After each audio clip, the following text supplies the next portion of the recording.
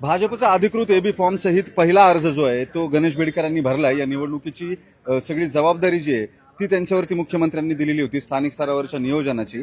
त्यांचा पहिला अर्ज जो आहे तो आज त्यांनी दाखल केला। पहिल्या अर्जाबाबतची प्रतिक्रिया घेऊ, त्यानंतर बरेच प्रश्न आहेत। अर्ज भरलाय तुम्ही, एक तर शुभेच्छा तुम्हाला, आणि काय प्रतिक्रिया?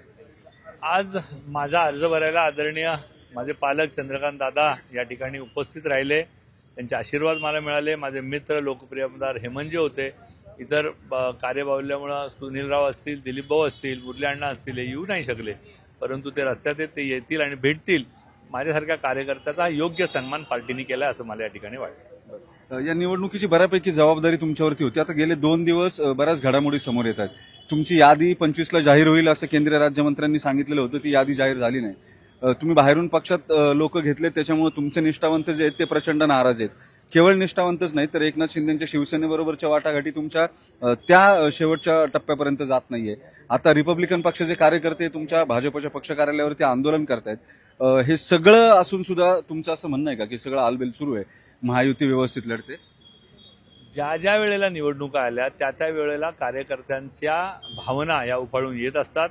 कार्यकर्ता हा निवडणूक लढण्यासाठी पक्षाचं काम करत असतो, परंतु जागा कमी आणि कार्यकर्ते जास्त। भारतीय जनता पार्टीचं या ठिकाणी प्रचंड मोठं कार्यकर्त्यांचं जाळं आहे, त्यामुळे हे कार्यकर्त्यांच्या भावना हा एक प्रकार असतोच।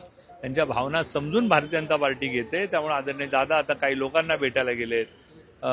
आमचे सगळे आमदार, सगळे मंत्री, सगळे प्रमुख नेते या क्षणापासून ज्यांना उमेदवारी मिळाली आणि ज्यांना उमेदवारी नाही मिळाली अशा सगळ्या कार्यकर्त्यांच्या घरी जाऊन त्यांच्याशी म्हणणं आहे की तुमचे खूप कार्यकर्ते आहेत सगळे, तरी सुद्धा तुम्हाला बाहेरून लोक घ्यावे लागतात, जे निवडून येतील।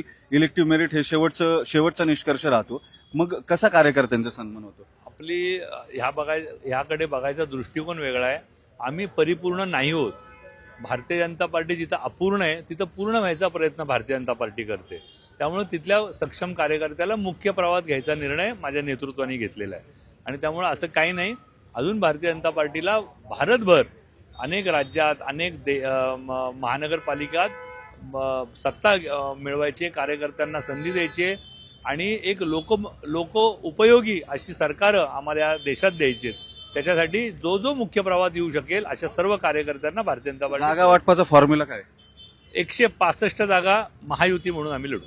त्यात शिवसेनेला किती, रिपब्लिकन पार्टीला किती? याचं बायफर्केशन तुम्ही करू नका। आम्ही पुणे शहरात महाविकास आघाडी विरुद्ध महायुती असेच लढणार आहोत। पण अजून इतक्या शेवटच्या टप्प्यापर्यंत सुद्धा आकडे का जाहीर होत नाही? तुम्हाला म्हणजे कशाची भीती वाटते? अजिबात कुठली नाही। माझ्या पक्षात, पक्ष नेतृत्वात, शिवसेनेच्या पक्षात, पक्ष नेतृत्वात आणि रिपब्लिकन पक्षाच्या पक्ष नेतृत्वात आणि स्थानिक नेतृत्वात पूर्णपणे एकमत आहे, त्यामुळे याविषयी शंका फक्त प्रसारमाध्यमात आहे। आमच्या दृष्टीने इथं कुठलीही शंका नाही। बरं, ठीक आहे। हेमंत रासने आपल्या सोबत आहेत आमदार। काल एक आदेश त्यांच्या पक्ष नेतृत्वाकडून आला, आमदार खासदारांच्या नातेवाईकांना, मुलांना उमेदवारी द्यायची नाही आणि त्याच्यामुळे मोठा गोंधळ उडालाय। काय तुमच्या आजूबाजूला काय परिस्थिती आहे? माझ्या आजूबाजूला म्हणजे माझ्या मतदारसंघात तर मी उमेदवारी मागितलीच नव्हती, त्यामुळे माझ्या इथला प्रश्नच नाही।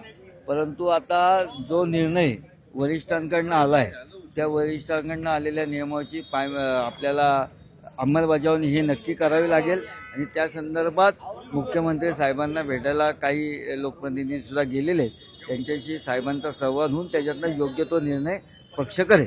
9 ते 10 तिकीटं जी आहेत ती बदलली गेली, या सगळ्या एका निर्णयामुळे बऱ्याच जणांचं, माधुरी मिसाळांशी संबंधित तिकीट आहेत, भीमराव तापकीरांशी संबंधित तिकीट आहेत, ही सगळी तिकीटं कापली गेली।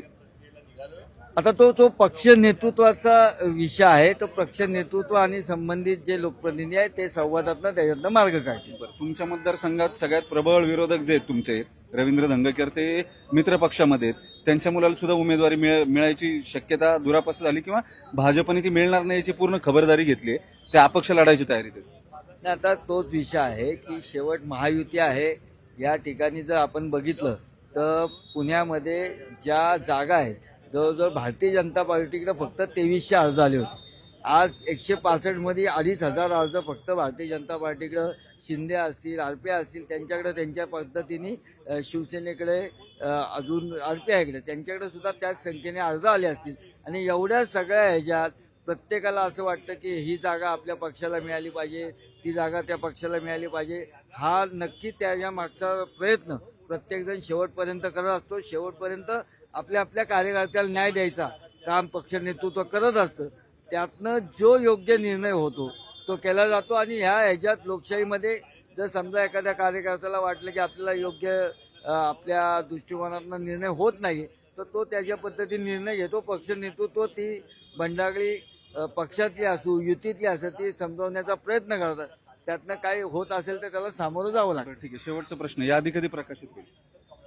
आता जवळजवळ बऱ्यापैकी एबी फॉर्म देण्याची किती दिलेत? आता मी माझ्या मतदारसंघात तरी जवळजवळ 14 एबी फॉर्म दिले गेलेले आहेत. जे पक्ष नेतृत्वाकडनं जसे येतील तसे आम्ही संबंधित ज्याला उमेदवारी मिळाली त्याच्याकडे एबी फॉर्म देतोय. कालच रात्री कसबा मतदारसंघातील 14 जणांना मध्यरात्री हे फॉर्म दिले गेलेले आहेत. ठीक आहे. आज साधारण संध्याकाळी रवींद्र चव्हाणांच्या पक्ष कार्यालयातून यादी जी आहे ती जाहीर होईल अशी माहिती मिळते.